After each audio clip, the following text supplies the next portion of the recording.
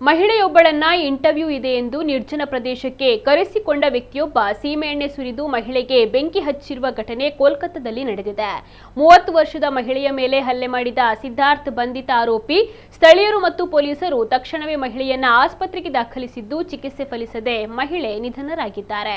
ಇನ್ನು ಮಹಿಳೆ ನಿಧನಕ್ಕೂ ಮುನ್ನ ಸಿದ್ಧಾರ್ಥ್ ಹಲ್ಲೆ ನಡೆಸಿ ಬೆಂಕಿ ಹಚ್ಚಿರುವುದನ್ನು ಸ್ಪಷ್ಟವಾಗಿ ಪೊಲೀಸರಿಗೆ ತಿಳಿಸಿದ್ದಾಳೆ.